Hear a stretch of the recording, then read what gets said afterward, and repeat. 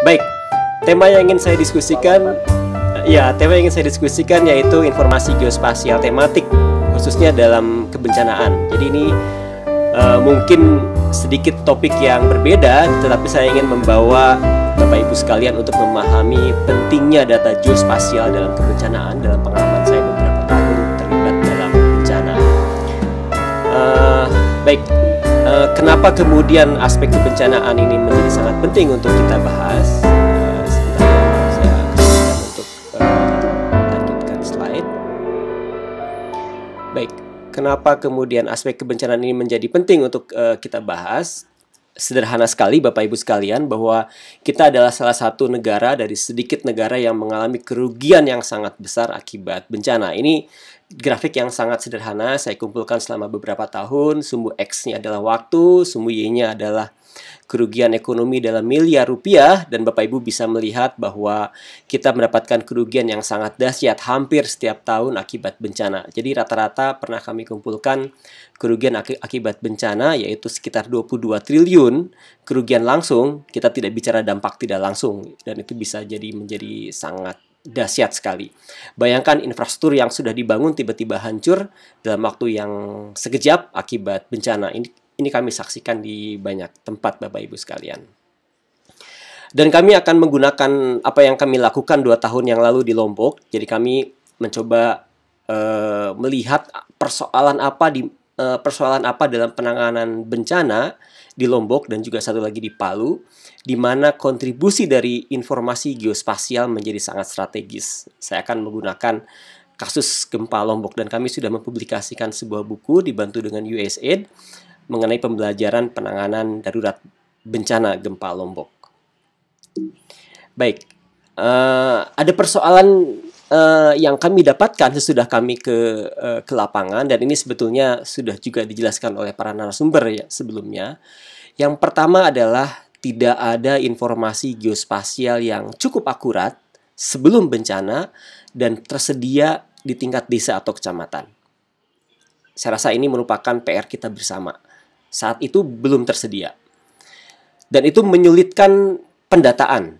Jadi pendataan dilakukan secara manual dengan mengasumsikan kondisi awal tidak rusak. Jadi kita tidak pernah punya data dulunya seperti apa gitu ya. Jadinya seperti ini, dulunya seperti apa kita tidak pernah tahu, padahal implikasinya banyak dalam konteks respon dan recovery.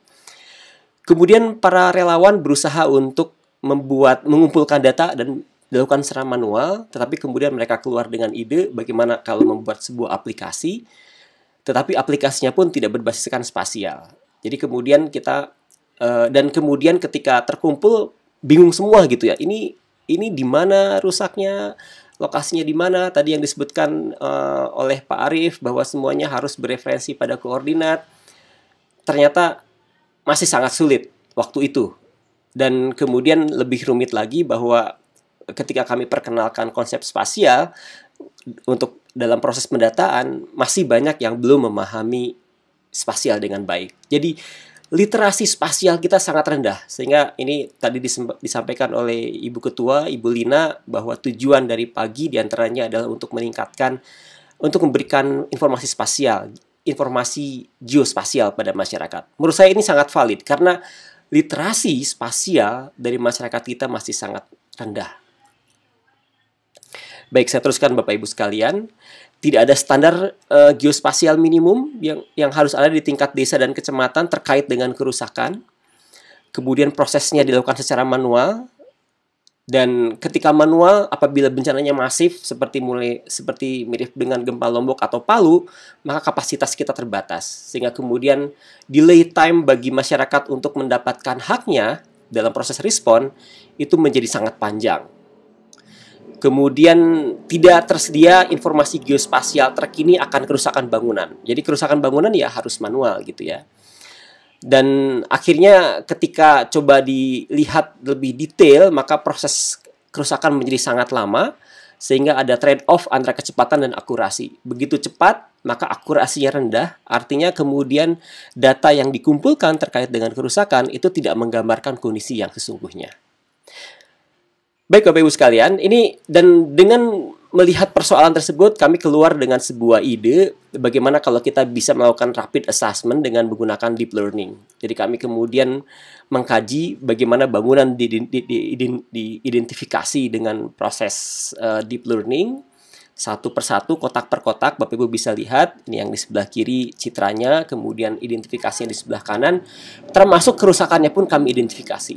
Dan kemudian kami bisa mendapatkan informasi kerusakan bangunan relatif cepat. Sistemnya sedang dikembangkan dan mudah-mudahan bisa berkontribusi dalam membantu untuk menyelesaikan penambahan data kerusakan bangunan dengan sangat cepat. Dan kemudian kami tidak berhenti dengan hanya untuk melihat data kerusakan sesudah bencana, tapi bagi kami sangat penting untuk mendapatkan data sebelum bencana rumah per rumah dengan level of detail yang sangat baik.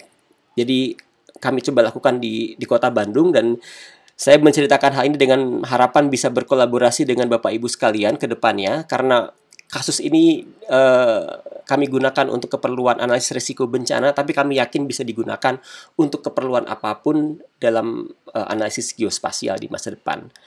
Dan kemudian kami modelkan, jadi kalau misalnya ada sesuatu saat ada bencana gempa, tidak kami harapkan, tapi kalau terjadi, kami sudah tahu kemungkinan bangunan yang akan rusak di mana dan tingkat kerusakannya akan seperti apa, bangunan per bangunan, rumah per rumah. Ini coba kami identifikasi. Kenapa? Karena kami belajar waktu di Lombok, sistem tersebut belum terbangun. Jadi kami coba membangun sistem tersebut dengan harapan mudah-mudahan bisa menyelesaikan persoalan di masa depan. Dan kemudian tadi untuk contoh gempa, kami pun melakukan hal yang sama untuk contoh tsunami. Ini di Pangandaran, sudah dipublikasi oleh tim kami, Pak Wiwin Windu Pranata, di tahun lalu. Jadi kemudian bangunan di Pangandaran kami buat dalam detail yang sangat baik, dalam skala yang besar, sehingga kemudian setiap bangunan per bangunan bisa kami identifikasi. Bahkan kemudian kami bergerak lebih jauh, tidak hanya bangunan, kami pun mensimulasikan, tidak kami harapkan, tetapi kalau tsunami terjadi, seperti apa dampak dari tsunami, tidak kita harapkan. Tapi kami membuat hal ini untuk mensimulasikan dengan tujuan agar kemudian, dan ini sebagai penutup dari diskusi saya hari ini, dengan harapan nanti bisa mendapatkan masukan dari Bapak Ibu sekalian yang pengalaman. Kami merasakan bahwa perlunya data spasial, geospasial dalam model 3 dimensi yang akurat sebelum bencana. Dan ini menurut saya mudah-mudahan menjadi bahan diskusi di pagi, pakar-pakar pagi saya yakin bisa melakukannya. Kemudian ini poin yang kedua, dan saya menaruh harapan yang sangat besar pada pagi, yaitu peningkatan literasi informasi geospasial. Menurut saya ini penting sekali. Terutama kalau dalam bidang saya pada pelaku kebencanaan, pada relawan, BPBD. Ini kami temukan setiap bencana kami selalu ke lapangan, dan persoalannya selalu sama, tidak ada informasi geospasial yang memadai dalam konteks akurasi bangunan per bangunan, dan kalaupun ada kemampuan untuk kemudian membaca data tersebut apa ceritanya, ternyata tidak dikuasai dengan sangat baik oleh pengambil kebijakan sekalipun. Menurut saya ini kita harus bekerja sama untuk meningkatkan literasi informasi geospasial. Dan masih ada persoalan yang klasik kalau dalam bidang kami. Ini mudah-mudahan kami sangat berharap bantuan dari Bapak Ibu sekalian, para pakar di pagi.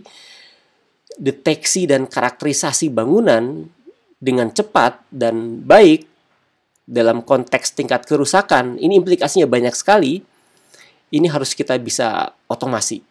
Itu perlu sekali, perlu sangat cepat. Jadi karena seringkali simpang siur mengenai tingkat kerugian ekonomi, beberapa memberikan informasi yang berlainan, itu menurut saya berawal dari informasi geospasial yang tingkat akurasinya rendah.